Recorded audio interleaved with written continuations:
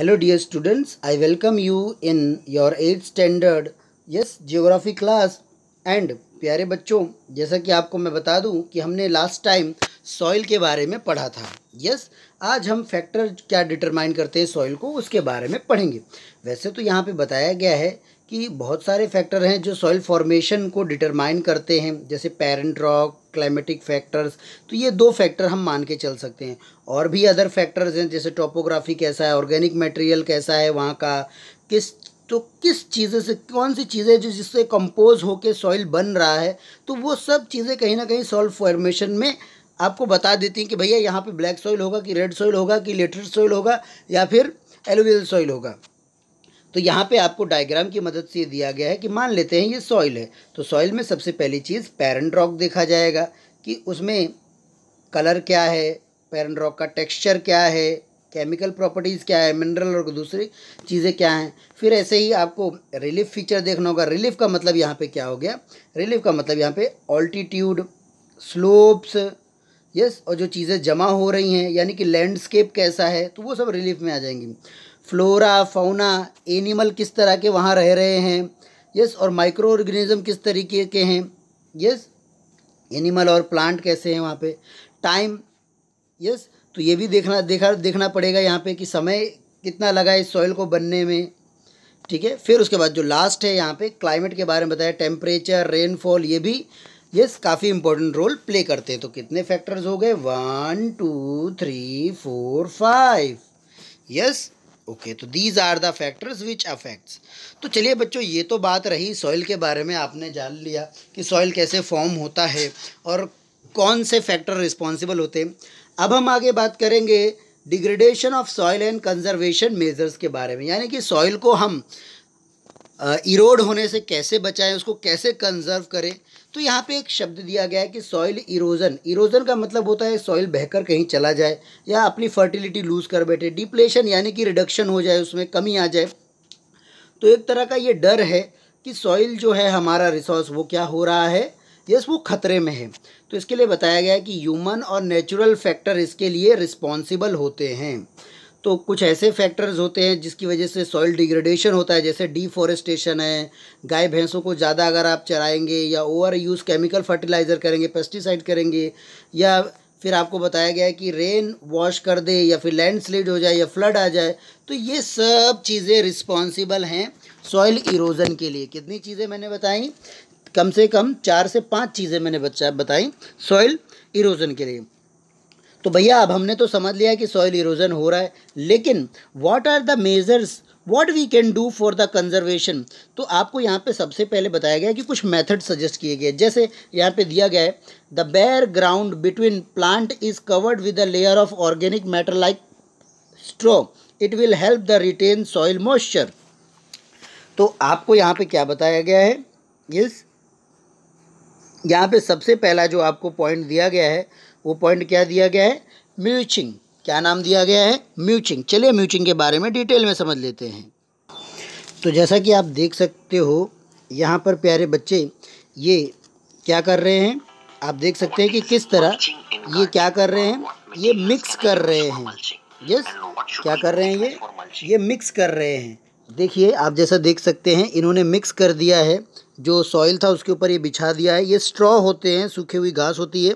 इससे क्या होता है, एक तो नमी बरकरार रहती है, ऊपर से सॉइल जो है वो इरोड होने से बच जाता है। तो ये भी एक अच्छा टेक्निक है प्यारे। तो प्यारे बच्चों, हमने मिल्चिंग के बारे में जान लिया है। अब हम आगे बात करेंगे काउंटर बैरियर्स के बारे में। तो भाई ये काउंटर बैरियर्स क्या होता है, तो यहाँ पे बताया गया है कि इसमें स्टोन, ग्रास या सॉइल को यूज़ किया जाता है बैरियर बनाने के लिए काउंटर तरीके से, और इसमें ट्रेंच बनाए जाते हैं front of the barrier to collect the water. तो भाई ये है क्या, चलिए मैं आपको यहाँ पे समझा देता हूँ। जैसा कि आप यहाँ पे देख रहे हैं काउंटर बैरियर में, देख सकते हैं आप यहाँ पे।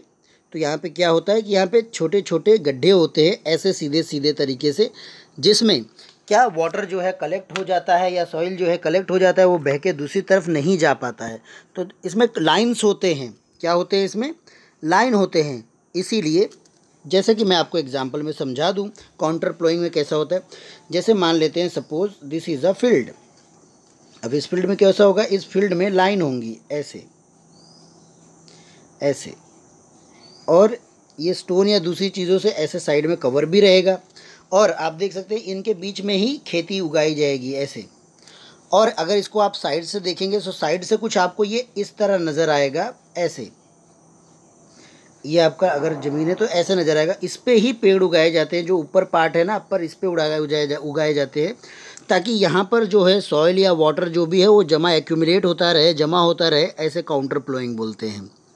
ठीक है। काउंटर प्लोइंग के बाद आता है रॉक डैम। तो रॉक डैम क्या होता है, जिसमें बताया गया है आपको कि rock are piled up to slow down the flow of water, this prevent gullies and further soil losses. तो आप देखेंगे काफ़ी समय पे कैसा होता है प्यारे बच्चों कि जब ज़मीन पे भारी बारिश पड़ती है तो उसकी वजह से ज़मीन में छेद हो जाते हैं या गड्ढे पड़ जाते हैं या फिर नीचे ज़मीन धंस जाती है। जैसे मान लेते हैं कि दिस इज़ अ लैंड, और आपको यहाँ पे गड्ढा जैसा बन जाएगा और काफ़ी नीचे नीचे भी होल हो गया, तो इसको गुलीज बोलते हैं।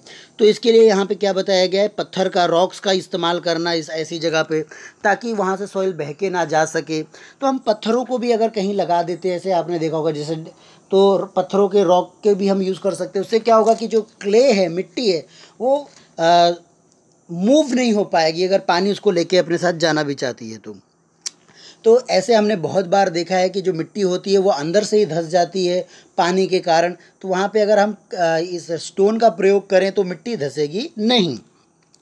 फिर उसके बाद आपको बताया गया यहाँ पे अगर आप देखें तो टेरेस फार्मिंग भी होती है।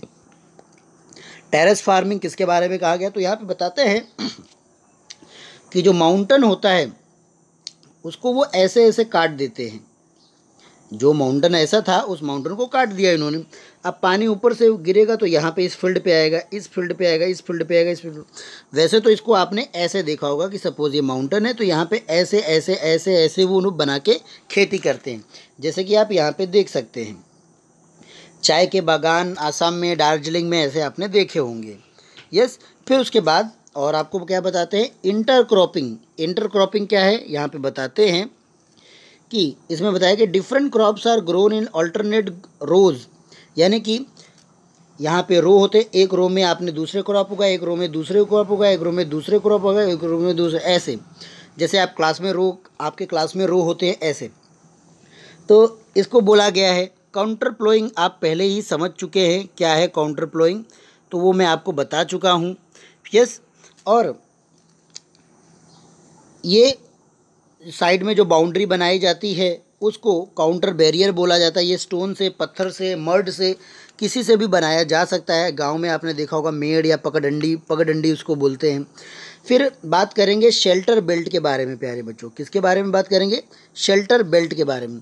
तो शेल्टर बेल्ट के बारे में क्या बताया जाता है, शेल्टर बेल्ट के बारे में बताया जाता है ये कि इसमें क्या होता है, इसमें जो फील्ड होता है उसके चारों तरफ पेड़ उगा दिए जाते हैं। क्या उगा दिए जाते हैं, पेड़ उगा दिए जाते हैं ऐसे। अब भैया पेड़ क्यों उगा दिए, पेड़ उगाने से क्या फ़ायदा होगा, तो यहाँ पे बताते हैं कि जो पेड़ों की जो रूट होती है, जड़ें होती हैं, वो क्या करती है, वो मिट्टी को होल्ड करके रखती हैं, उसको बहने नहीं देती हैं। ये देखिए रूट पूरे बाग में ऐसे फैले होंगे फील्ड में, तो काफ़ी फ़ायदा है, इसीलिए इसको शेल्टर बेल्ट बोला गया है। तो आपने अभी कितने टाइप के प्रिवेंशन मेथड पढ़े, सबसे पहले आपने पढ़ा म्यूल्चिंग के बारे में, जिसमें आपने देखा कि सॉइल के ऊपर कोई क्ले के ऊपर कोई स्ट्रॉ जो होते हैं उनको आप छोटे छोटे टुकड़ों में करके डाल दें ताकि चीज़ें उड़े ना।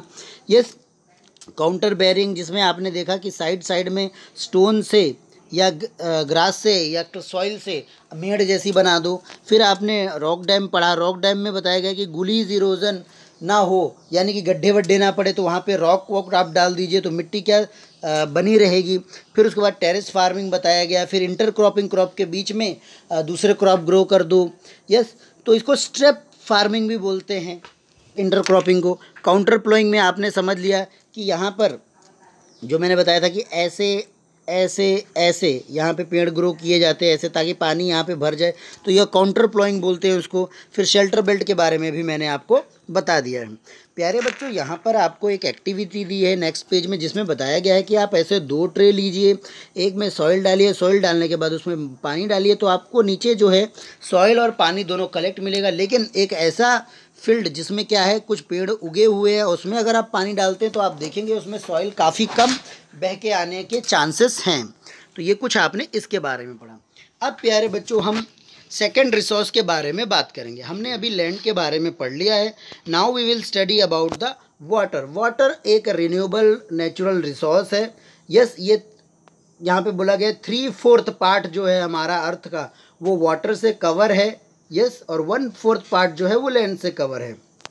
यस, तो यहाँ पे बताया गया है कि इसीलिए हम अपने जो वर्ल्ड है उसको वाटर प्लैनेट भी कह सकते हैं। यहाँ पे प्रिमिटिव ओशियंस हैं। यस, जिसके बारे में बताया गया था कितने सालों से हैं। यस, 3.5 बिलियन ईयर्स से हैं वो। यस, तो ओशियंस आप देखेंगे 2/3 लैंड सरफेस को कवर किए हुए हैं। काफ़ी वैराइटीज ऑफ प्लांट और एनिमल आपको देखने को मिलते हैं। यस, तो जो ओशियन वाटर है यहाँ पे बोला गया है saline and not fit for human consumption, यानी कि खारा पानी होता है, सॉल्टी होता है, और डायरेक्ट हम उसको ओशियन के वाटर को क्या नहीं कर सकते, यूज़ नहीं कर सकते। तो अगर पानी के बारे में बात किया जाए तो यहाँ बताते हैं जो फ्रेश वाटर है पीने लायक वो कितना है, सिर्फ 2.7% है। यस, और इसमें भी बताया गया है कि 2.7% में से जो 70% है वो कहाँ से, आइस ग्लेशियर के पिघलने से, जो एंटार्क्टिका, ग्रीनलैंड और माउंटेन रीजन है उनके पिघलने से बनता है। फिर आगे आपको क्या बताया गया, आगे आपको ये बताया गया है कि 1% जो पानी है फ्रेश वाटर का, यस, वो ह्यूमन के यूज़ के लिए, वो ह्यूमन को कहाँ से मिलता है, ग्राउंड वाटर है, यानी अंडरग्राउंड से मिलता है। और इसमें बताया गया रिवर, लेक्स, वाटर वेपर, ये सब उसके लिए हेल्पफुल हैं। तो 2.7% और 1% पानी कहाँ से मिलता है, तो उसके बारे में हमने अभी पढ़ा प्यारे बच्चों। अब फ्रेश वाटर के बारे में यहाँ पे आपको बताया गया है कि फ्रेश वाटर जो है सबसे प्रेशियस सब्सटेंस है इस दुनिया में, इंसानों के लिए और दूसरों के लिए जीने के लिए। यस, और यहाँ पे क्या बताया गया है, water can neither be added nor subtracted from the earth. ना तो आप और पानी बढ़ा सकते हो, ना तो और पानी कम कर सकते हो दुनिया से। इट्स टोटल वॉल्यूम, इसका जो वॉल्यूम है, इसका जो कवर एरिया है, इसकी जो मास है, जो भी है वॉल्यूम, वो क्या रहेगा, कांस्टेंट रहेगा, यानी कि सेम रहेगा। यस, तो ये कुछ यहाँ पे आपको बताया गया है इसके बारे में। और इसका मोशन रहता है, साइक्लिक रहता है। ओशियंस में पानी रिवर्स की मदद से, छोटे छोटे ट्रिब्यूटरीज यहाँ वहाँ पानी जाता ही रहता है। इवेपोरेशन होता है, फिर प्रेसिपिटेशन होता है। तो यानी कि मैं बात कर रहा हूँ आपके सामने वाटर साइकिल की, जिसमें आप देखते हो कि नदी नाला है, वहाँ से पानी, और जो सन है वो सोख रहा है, सन सोखने के बाद वो पानी जो है वापस रेन के रूप में आ जाता है। यस, तो आप सबको कहीं ना कहीं वाटर साइकिल के बारे में पता ही होगा। यस, आपने पहले भी क्लास में वाटर साइकिल के बारे में पढ़ा ही है चीज़ें। यस, फिर उसके बाद ये बादलों के रूप में आप देखेंगे तो यहाँ पे बारिश होती है ऐसे। तो this is call about the water cycle. Precipitation जो होता है वो रेन्स के वेरियस टाइप होते हैं, जैसे कि हेल है, स्टॉर्म है, बर्फ़ वाली बारिश है, तो वो सब चीज़ें होती हैं। और वाटर साइकिल को आप अच्छे से समझते ही हैं प्यारे बच्चों। चलिए प्यारे बच्चों, ये तो बात हो गई वाटर के बारे में, जैसा कि आपने पढ़ा। आगे और क्या दिया गया है, आगे आपको ये भी बताया गया कि ह्यूमन जो होते हैं वो वाटर को बहुत यूज़ करते हैं, सिर्फ ड्रिंकिंग के लिए ही नहीं, वॉशिंग के लिए ही नहीं, बहुत सारे प्रोडक्शन इंडस्ट्रीज़ में भी, एग्रीकल्चर में भी, जनरेटिंग इलेक्ट्रिसिटी। तो ये सारी जगह पे आप देख सकते हैं ह्यूमंस क्या कर रहे हैं, वाटर्स का यूज़ कर रहे हैं। यस, तो यहाँ पे बढ़ती हुई पॉपुलेशन के लिए डिमांड बढ़ जाएगी फूड की, कैश क्रॉप की। यस, अच्छे घर बनाओ, अर्बनाइजेशन में स्टैंडर्ड ऑफ लिविंग होना चाहिए। यस, तो ये आप देखेंगे अल्टीमेटली ये सब बर्डन जो है फ्रेश वाटर पे पड़ रहा है। और वाटर को लोग क्या कर रहे हैं, पोल्यूट कर रहे हैं। क्या कर रहे हैं, पोल्यूट कर रहे हैं। वाकई में प्यारे बच्चों, यहाँ पर आपको एक चार्ट भी दिया गया है। इस चार्ट के हिसाब से देखिए ड्रिंकिंग के लिए कितना बताया गया, लीटर पर पर्सन, एक ड्रिंकिंग के लिए 3 लीटर, कुकिंग के लिए इतने लीटर। तो देखिए आप कितने आप यूज़ करते हो लीटर वाटर को।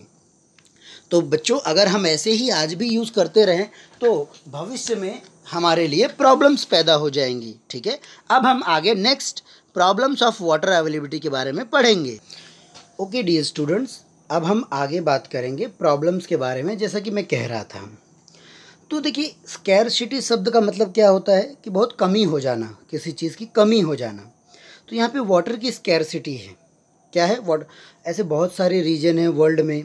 यस, जैसे अफ्रीका है, वेस्ट एशिया है, साउथ एशिया है, कंटिनेंट्स की मैं बात कर रहा हूँ, वेस्ट साउथ ईस्ट की। वैसे ही वेस्टर्न यूएसए है, नॉर्दर्न, ये सारी वो जगह हैं जहाँ पर आप देखेंगे कि शॉर्टेज है फ्रेश वाटर सप्लाई की। किसकी शॉर्टेज है? फ्रेश वाटर सप्लाई की शॉर्टेज है। ठीक है। ऐसे ही जो कंट्री लोकेट हैं कहाँ पे? क्लाइमेटिक जोन में। ठीक है, जहाँ पे कम, जैसे कि ड्रॉट फेस करना पड़ता है, प्रॉब्लम, सूखापन आ जाता है पानी की कमी की वजह से। तो ये सब शॉर्टेज ऑफ रेन या फिर वाटर के चलते होता है यहाँ पर। यस। और यहाँ पे ये बताया गया है कि एक तरफ तो पानी की इतनी किल्लत है और दूसरी तरफ ओवर एक्सप्लॉइटेशन और कंटेमिनेशन ऑफ वाटर सोर्स, ये आपको देखने को मिलेंगे। यानी कि कुछ लोग ज़्यादा ही वाटर को बचा रहे हैं या फिर ओवर यूज़ कर रहे हैं या अलग तरीके से यूज़ कर रहे हैं या उनके हाथ में एक्यूमुलेट है खाली। तो ऐसा भी चीज़ है। तो इसके लिए मेजर ये स्टेप बन जाता है कि हमें भी वाटर कंजर्वेशन रिसोर्स के बारे में सोचना पड़ेगा। तो इसके लिए हमें बताया ये जाता है कि access clean and adequate water source is a major problem facing the world today. यानी आज कहीं से साफ़ सुथरा पानी आपको मिले, ये सबसे बड़ी दिक्कत है, क्योंकि आपको साफ़ सुथरा पानी मिलेगा ही नहीं। हर जगह पोल्यूटेड वाटर ही आपको नज़र आएगा। तो इसमें कुछ स्टेप्स बताए गए हैं कंजर्वेशन करने के लिए। यस।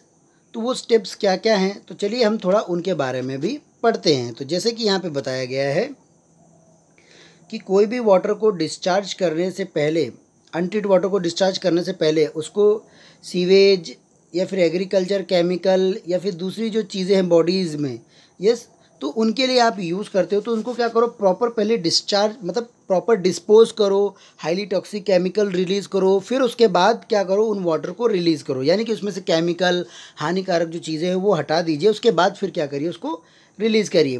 तो ऐसे ही यहाँ पे बताया गया है कि ये जो चीज़ें होती हैं ये पोल्यूट करती हैं वाटर्स को। यस, पेस्टिसाइड, मेटल्स, नाइट्रेट्स, ये सारी चीज़ें जो हैं वाटर को पोल्यूट करती हैं। फिर आपको आगे यहाँ पे दिया गया है केमिकल भी है, नॉन बायोडिग्रेडेबल वेस्ट भी है। ठीक है, तो ये सब चीज़ें जो है वाटर को पोल्यूट करती हैं। तो वाटर के पोल्यूशन को कंट्रोल किया जा सकता है अगर आप, यस, यहाँ पे बताया गया है कि वाटर बॉडीज़ में सही मात्रा में सही चीज़ों को प्रॉपर डिस्पोज अगर करें तो, जैसा कि मैंने थोड़ी देर पहले आपको बताया था। फिर उसके बाद में आपको क्या बताया गया कि फॉरेस्ट और जो अदर वेजिटेशन है, ठीक है, cover slow surface run off and ripples in underground water. तो आप देखो यहाँ पे नेचुरल वेजिटेशन और दूसरी जो चीज़ें बताई गई हैं वो अंडरग्राउंड जो वाटर है उन्हीं से हम उसको इरीगेट करें। फिर इसमें वाटर हार्वेस्टिंग के बारे में भी बताया गया है कि दूसरे भी तरीके हैं जिससे कैनल है इरिगेशन के लिए यूज़ करें या डेवलप करें। यस, जितनी वाटर की ज़रूरत है उतना ही यूज़ करें। यस, ऐसे ही एक बताया गया है आपको स्प्रिंकलर्स इफ़ेक्टिव इरिगेटिंग सिस्टम। जैसे आप देख सकते हैं यहाँ पे पानी का छिड़काव हो जाता है बस। तो देखिए पानी का जब छिड़काव होता है और पानी जो पूरे एक डालते हो आप, तो उसमें काफ़ी फ़र्क होता है।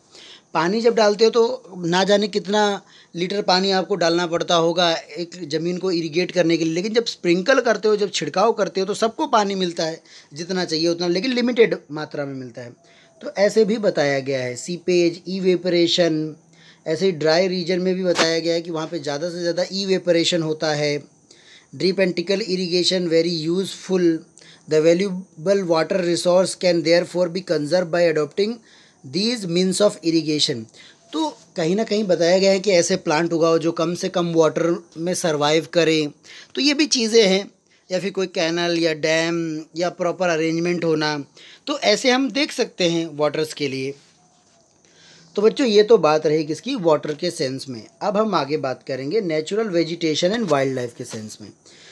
तो यहाँ पे बताए गए हैं कि कुछ स्कूलों में जो चिल्ड्रन हैं, यस, उन्होंने एग्जीबिशंस यानी हैंडीक्राफ्ट को विज़िट किया है। वहाँ पे जो आर्टिकल था एग्जीबिशंस, यस, उन्होंने कलेक्ट किया different part of the country से। जैसे कि यहाँ पे बताया गया, मोना ने पिक किया क्या, एक बैग लेके आई वो, दिस इज़, और वो कहती कि this is a beautiful bag, yes it is made from jute.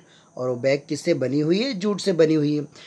तो टीचर ने कहा उनको कि do you see those basket, lamp shade and chair, उनको भी आपने देखा क्या? तो यहाँ पे बताया कि these are made from canes and bamboos, बांस की लकड़ी और दूसरी लकड़ियों से बने हैं वो।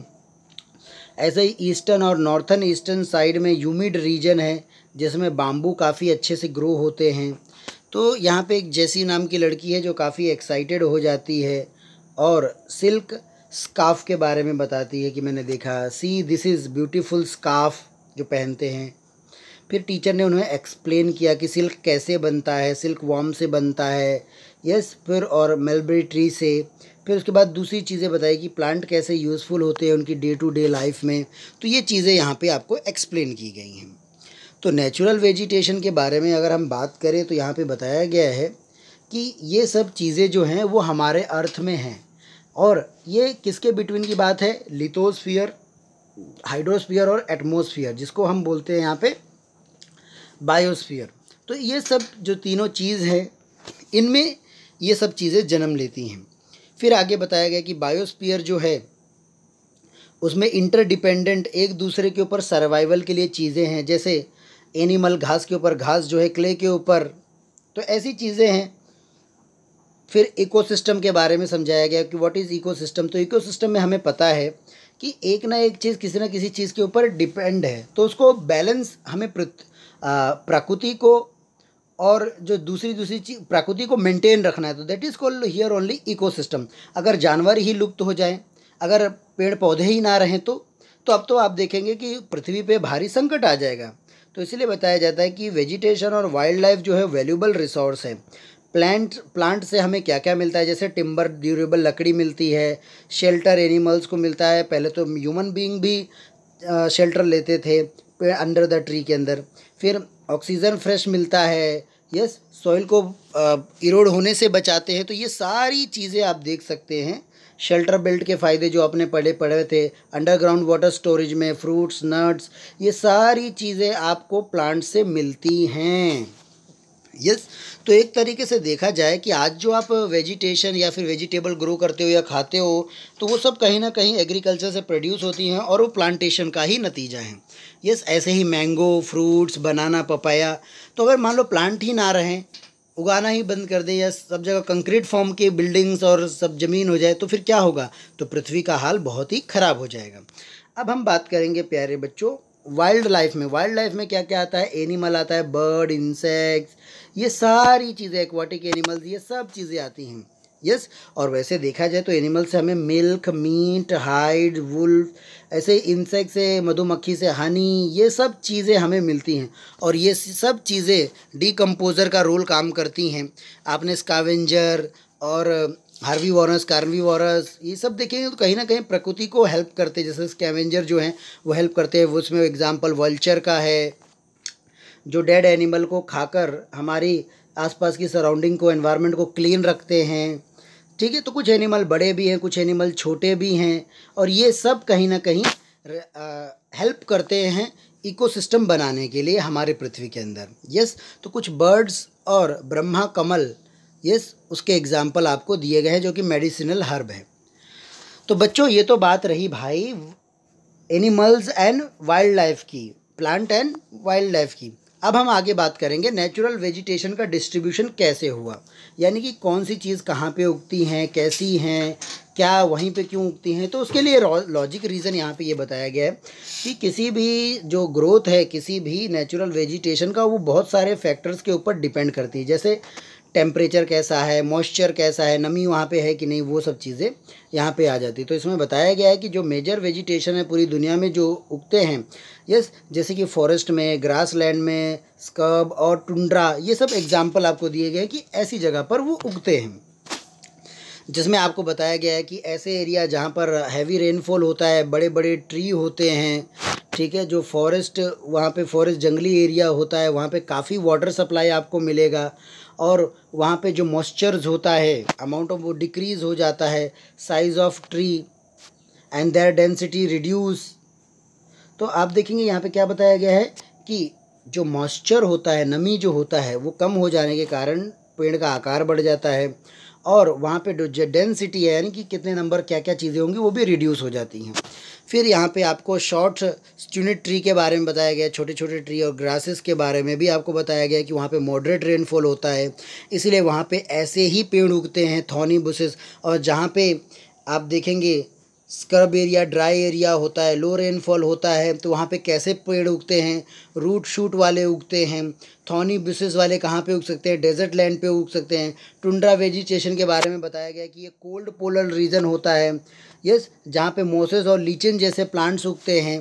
तो यहाँ पे कहने का मतलब ये है कि डिपेंड करता है कि टेम्परेचर और दूसरी फैक्टर्स क्या क्या इफेक्ट करें, क्योंकि उसी की वजह से एनिमल भी वैसे ही वहाँ पे आपको मिलेंगे ऐसे। तो यहाँ पे आपको बताया गया है कि आज अगर आपको मैं बात करूँ कि बहुत सारे पीपल ऐसे हैं पूरी दुनिया में, ठीक है, यहाँ पे बताया कि 2 सेंचुरीज से भी ज़्यादा की अगर मैं बात करूँ तो यहाँ पे बताया गया है feed the growing number large areas of forest have been clear to grow crops, forest cover all over the world is vanishing rapidly. तो यहाँ पे क्या बताया है, देखिए बढ़ती आबादी के लिए क्या हो रहा है कि लोगों को ज़्यादा फूड चाहिए, लोगों को ज़्यादा फूड चाहिए, तो उसके लिए जो ज़मीन लैंड है उसको भी क्या किया जा रहा है, पेड़ पौधों को भी काटा जा रहा है। यस, तो ये सारी चीज़ें यहाँ पे बताई गई हैं आपको। अब हम बात करेंगे कंजर्वेशन के बारे में। तो भाई कंजर्वेशन भी काफ़ी महत्वपूर्ण टॉपिक है प्यारे बच्चों। जैसा कि आपको दिया गया है कि फॉरेस्ट अपने आप में एक वेल्थ है, प्लांट जो है शेल्टर देता है एनिमल्स को और भी काफ़ी चीज़ें मेंटेन करने में हेल्प करता है। यस, तो बदले में इंसानों को भी क्या करना चाहिए, यस, उनको प्रोटेक्ट करना चाहिए, उनको लुप्त होने से, इंडेंजर्ड होने से बचाना चाहिए, एक्सटिंक्ट ना हो जाएं। तो इसके लिए मेन चीज़ें क्या क्या रिस्पॉन्सिबल हैं, deforestation, soil erosion, construction activity, लगातार बिल्डिंग लैंड बनाते जा रहे हैं, सुनामी, लैंडस्लाइड, ये सब एक्टिविटी रिस्पॉन्सिबल हैं। तो इसके लिए हमें बताया गया है कि हम क्या करें। तो ह्यूमन, और एक तरीके से आप देखेंगे कि एनिमल्स के लिए लोग इलीगल हंटिंग भी करते हैं, उनके स्किन्स के लिए, उनके हाइड्स के लिए, नेल्स के लिए, टीथ के लिए, जैसे एलिफेंट के बड़े बड़े दांत रहते हैं तो उनके लिए उनको हंटिंग किया जाता है, उनके फेदर के लिए। तो बहुत सारी ऐसी चीज़ें हैं, जैसे पीकॉक है, क्रोकोडाइल है, ब्लैक बक है, राइनोसॉर्स हैं, वन हॉर्न राइनोसॉर्स हैं, लेपर्ड हैं, लायंस हैं। तो ये सब चीज़ें जो हैं लोग क्या कर रहे हैं, इलीगल एक्टिविटी कर रहे हैं और कहीं ना कहीं से पर्यावरण को और वाइल्ड लाइफ को नुकसान पहुंचाने की कोशिश कर रहे हैं, सिर्फ अपने मतलब सेल्फ ग्रीडीनेस के लिए, सेल्फ ग्रीडीनेस के लिए, यस, सेल्फिश ग्रीडीनेस के लिए। तो यहाँ पे बताया गया कि भैया अब इसके लिए क्या किया जा सकता है। जगह जगह पे डिफरेंट डिफरेंट पार्क्स बनाए जा सकते हैं, सेंचुरीज बनाए जा सकते हैं। यस, तो ये वो जगहें होती हैं जहाँ पर आप देखेंगे पर्टिकुलर एनिमल या बर्ड या फिर वाइल्ड लाइफ के रिगार्डिंग में ये डिफरेंट डिफरेंट जगह पे बनाई जाती हैं, ताकि जो बैलेंस बना रहे एनवायरनमेंट का, यस, अर्थ के साथ, और कोई ह्यूमन एक्टिविटी उन्हें डिस्टर्ब ना कर सके। तो ये कुछ चीज़ें आपको बताई गई। वैसे ब्लैक बक के बारे में आपको पता होगा कि ये काले हिरन होते हैं जो जिनकी प्रजाति लुप्त होती जा रही है और काफ़ी कम मात्रा में आपको देखने को मिलेंगे। तो डिफरेंट डिफरेंट पार्क्स आप बनाएंगे, वहाँ पे रखेंगे, और अगर कानून आप कड़क सख्त करेंगे कि भाई जो भी इनको ये करेंगे, शूट आउट करेंगे, हंटिंग करेंगे, उनको जेल होगी, इतना पेनल्टीज़ भरना पड़ेगा। तो ये सब है। उसके साथ में प्रोग्राम भी आप चला सकते हैं, सोशल फॉरेस्ट्री है, वन महोत्सव है, पेड़ लगाइए, कम्युनिटी लेवल पे अवेयरनेस करिए, कैंप करिए नेचर स्कूल की तरफ से नेचर में जाकर, और डिफरेंट डिफरेंट स्पीसीज़ के बारे में जानिए, उनकी संरक्षण करिए। इसके लिए बताया गया है कि बहुत सारी कंट्रीज़ में लॉ भी पास कर दिए गए हैं, बर्ड को मारना नहीं है, किलिंग नहीं करना, ट्रेड नहीं करना है, नहीं तो इल्लीगल माना जाएगा। तो वो कौन कौन से इल्लीगल जानवरों को मारोगे तो इल्लीगल कहलाएगा। तो यहाँ पे जानवरों की लिस्ट भी आपको दी गई है।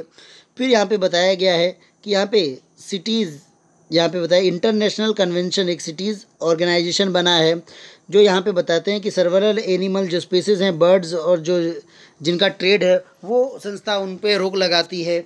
तो यहाँ पे प्लांट और कंजर्वेशन और एनिमल और दूसरी चीज़ों के बारे में हमें सोचना पड़ेगा प्यारे बच्चों। जैसे आप यहाँ पे एलिफेंट का हर्ट दे सकते हो काजीरंगा नेशनल पार्क में। फिर अहेड ऑफ चीतल्स आप देख सकते हो, यस, चीतल्स, यस, जो यहाँ पे डियर जैसे दिख रहे हैं आपको। तो प्यारे बच्चों यहाँ पे बताया गया, और ग्लोसरी में मीनिंग अगर आप नेशनल पार्क का जानोगे तो यहाँ पे बताया गया है नेचुरल ऐसा एरिया जो इकोलॉजिकली इंटीग्रिटी प्रोटेक्ट किया गया है इकोसिस्टम मेंटेन करने के लिए, ताकि फ्यूचर जनरेशन में भी वो एनिमल, वो प्रजाति एग्जिट रहे अर्थ पे, यस, उनका एग्जिस्टेंस रहे। तो आपने देखा यहाँ पे इस चैप्टर में आपने बहुत सारी चीज़ें प्यारे बच्चों पढ़ी, यस। और यहाँ पे नीचे आपको ये भी बताया गया है कि सिटीज़ का काम क्या है। Convention international trade in endanger, ये वो सब लुप्त हुए जानवरों के रिगार्डिंग में रिपोर्ट्स बनाती है या तो फिर उनके लिए काम करती है, उनको प्रोटेक्ट करने का काम करती है इंस्टीट्यूट। तो यहाँ पे आपको बताया गया है कितने रफली थे, फिर कितने हुए, फिर कितने कम हो गए, फिर उसके बाद डॉल्फिन, एट्रेटिक, कोरल्स और चीड्स, उनके बारे में भी एग्जाम्पल दिया जा रहा है कि धीरे धीरे ये जो सब जानवर हैं ये लुप्त होते चले जा रहे हैं, इन डेंजर में आ गए, खतरे में आ गए हैं। यस, तो ऐसी चीज़ें हैं। तो ये काफ़ी इंटरेस्टिंग चैप्टर था। इसकी वजह से हमें हमारे एनवायरनमेंट को, वाइल्ड लाइफ को और नेचुरल वेजिटेशन को जानने का काफ़ी अच्छा मौका मिला प्यारे बच्चों। यस, आशा करता हूँ कि आपको ये चैप्टर समझ में आया होगा और अब आप इस चैप्टर के क्वेश्चन आंसर कंप्लीट करेंगे।